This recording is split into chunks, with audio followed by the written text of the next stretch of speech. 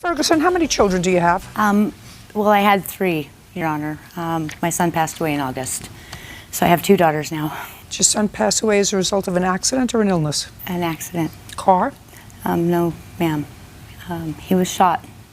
I ask you those questions because I've read your papers. The case is about this. You own a car. You let your daughter drive it. I assume that that's the daughter who was driving the car. You allege that the defendant, who was a friend of your daughter's, took the car when she had it with your permission. He took it without her permission and caused damage to the car. You want him to pay for it. You didn't want to put in claim through your insurance. And the reason you didn't want to put in a claim through your insurance is because your son totaled 2 of your cars and your daughter has a reckless driving ticket already, and you were afraid that they would cancel your insurance or your rates would go all the way up. That's what I'm reading behind the lines in your complaint. And what I want to know is, why does your daughter have a car? Your Honor, we live up in the mountains, and I work full-time as a sales coordinator for a Ready Mix, and I work a lot of hours. The girls' school's quite a distance, and Tia needs to be able to get the 2 of them to and from school. That's why she had a vehicle, and that's why she had the one that she had, so it was reliable going over the mountain. Think Abe Lincoln. Yes, ma'am. If for some reason your children aren't able to act responsibly with a car, they shouldn't have a car. Because one day, instead of hurting a tree or instead of hurting a car, take your hand off your hip. Sorry. They're going to hurt somebody.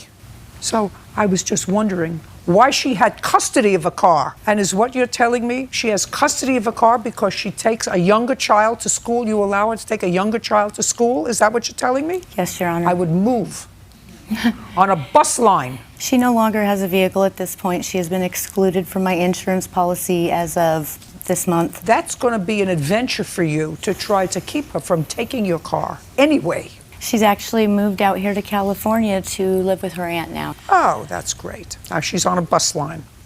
You can stand up. Your first name is? Tia.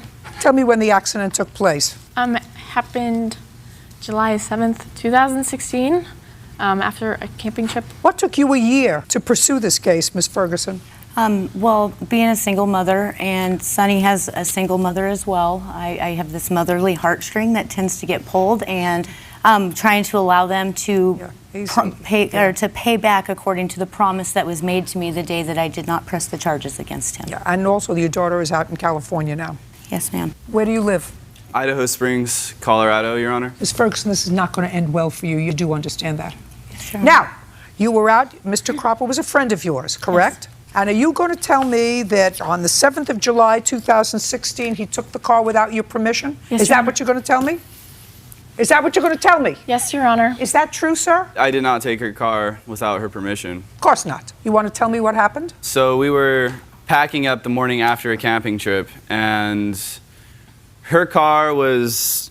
We were all loading, to look over there. We were all loading into her car, sorry, Your Honor, and we were loading up our stuff, and her keys were in the ignition. And at this point, Patrick Sorensen was in the vehicle, and I had 2 other friends in the back of the car. I don't want you to look over there. I want you to look over here. I'm sorry, Your Honor. And don't say you're sorry again. Just don't do it again. I took the car. I got in the driver's seat. Tia saw me. There was no protest from her, and I took the car up.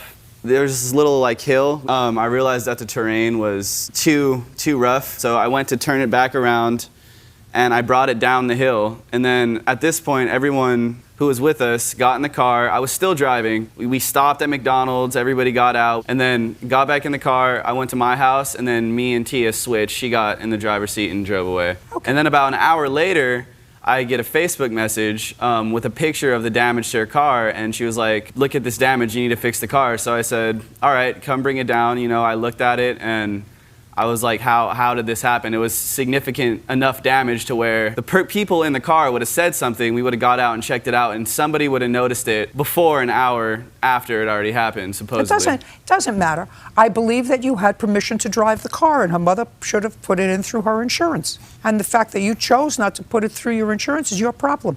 He drove the car with your daughter's permission. I don't believe that's true, Your Honor. Oh, it's true. It's absolutely true. 100% true. Your case is dismissed. We're done.